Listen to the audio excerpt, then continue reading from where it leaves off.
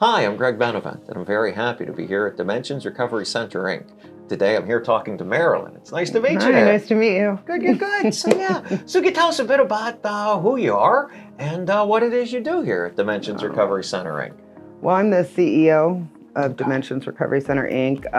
I am also a counselor, and I've been a counselor for over 24 years. Wow. I've been working with addicts and alcoholics in recovery. Okay. And I started out with residential. Okay. I've worked in residentials until this program. Gotcha. And as somebody, one of my coworkers said that our facility, during COVID and then insurance changes, everything shifted and we ended up closing that facility and decided to open the outpatient here. Okay.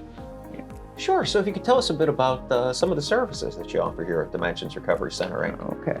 Well, I've got multiple certifications, so I can teach multiple different aspects of recovery and treatment. Okay. Relapse prevention is a big one for me because a lot of people don't understand the relapse is a process before you actually use. Oh. So there's a whole slew of different things that happen prior to. There's a pattern that happens. Okay. And then that's where I teach you. I have you go back. I want you to look at your patterns. Okay. And then I'm going to teach you how to prevent the actual relapse, which is preventing the actual use. Gotcha. No, that's such a great, straightforward explanation as to how something works that could seem kind of nebulous. And, but you made it so clear cut. If you could talk about maybe what are some other services in addition to relapse prevention? And someone maybe like relapse prevention, maybe someone hears the word and they don't know exactly what it all entails. Right.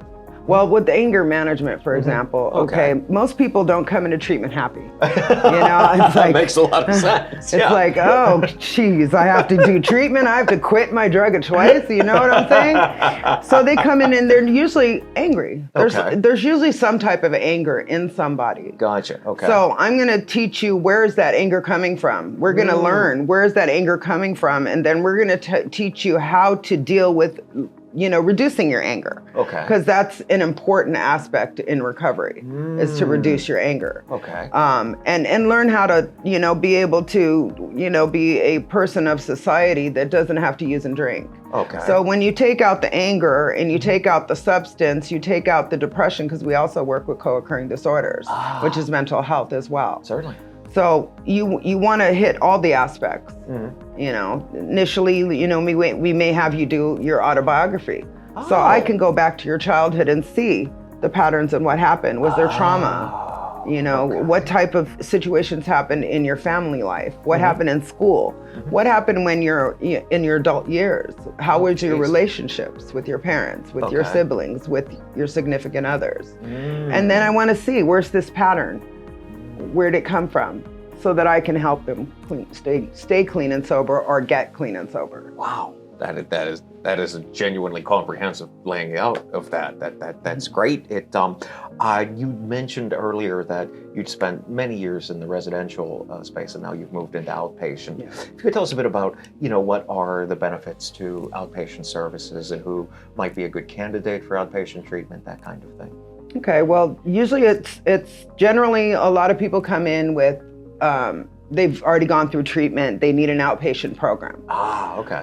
So what we do is we help you, with the path. Sure. To stay clean and sober. Because if you do 30 days in residential, to me, 30 days in residential is not enough. Oh, okay. You need ongoing education. Okay. Ongoing sessions, therapy sessions, individual sessions, group sessions. You need all these ongoing factors. It could be 6 months to a year. Wow.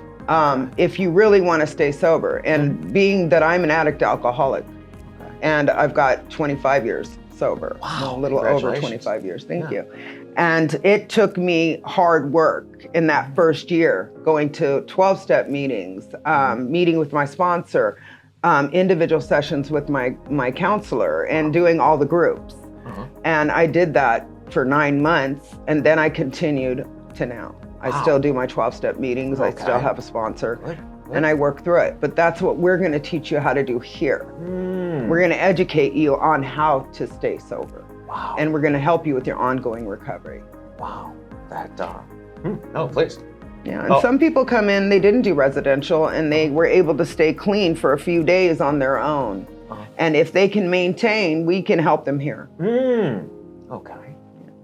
No, that's great. You mentioned the word education multiple times, and I wonder if that's something that maybe some people aren't necessarily aware of just what a major part that plays in outpatient treatment. If you could talk a bit about, the role of education in this, the kind of education that perhaps you provide, and elaborate on that a bit, that might be very helpful. Addicts and alcoholics tend not to have life skills or communication skills. Okay. We teach life skills, communication skills, relapse prevention, cognitive distortions, because there's many. I took a course many years with Terrence Gorski. Okay. And Roland Williams, and what we did is we get into what the distortions in your brain are. Okay, so when we're looking at those patterns again with distortions, so it's okay for me to use because I'm grown. Okay, so what's the distortion? There is an actual distortion there. No, where is using taking your life? Yeah. Okay. So we take it one step at a time, sometimes 1 minute at a time, but you got to stay sober. And the only way is if you're educated on how to stay sober and the different aspects, whether it's relapse prevention or addiction education, learning about your substance.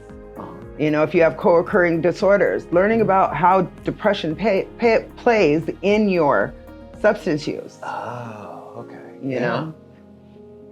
No, that makes so much sense when you put it that way. You also mentioned therapy, both individual and group, being a significant part of outpatient treatment. If you could just elaborate a bit on the role that therapy plays, how therapy works here at Dimensions Recovery Center, Inc., that kind of thing. So when I work with a client, I'm doing individual sessions. Okay. That's where I really get to, I call it the meat and bones. That's when a client can open up to me, and it's all confidential. And what they're working with me is on their deepest issues. And so those therapy sessions are absolutely necessary for a person's treatment. We also go over their treatment plans so we can, enhance their treatment plan and update it and make sure that we're giving them exactly what they need, at the same time dealing with their internal issues. Okay. Yes. No, it's great. You mentioned a couple times, I just got a couple more for you, co-occurring disorders. If you could just, you've touched on it certainly, but if you could elaborate on that a bit, just explain a little bit more about what co-occurring disorders are, signs of them, how you get help, that kind of thing. Well, co-occurring disorders are mental health and substance abuse. We're primary substance abuse, but we also work with the mental health aspect of it.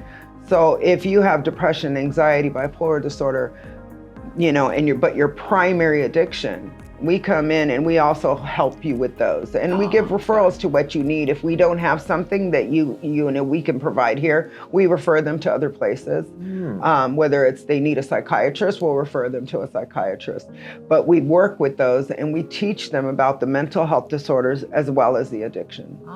Okay. That's what co-occurring is. That makes all the sense. That makes all the sense in the world. All right. So, a lot of these videos, they'll be in different places online, and someone, maybe doing some research into thinking about reaching out to a facility like Dimensions Recovery Center, Inc. They come across this, someone comes across this, what would you say to somebody who's, looking for help or considering getting it, that kind of thing? What I would say is if you truly want to get clean and sober and you really need help, give us a call, because I've been working in this industry for a very long time. I know how hard it is because I'm an addict myself, and I've been sober many years without a craving in 24 of those 25 because I worked a hard program. So if you really need help, we are here to help, and that's what we do. That was very well said. Well, thank you for coming on. I really appreciate that, Marilyn. Thank you. Thank you.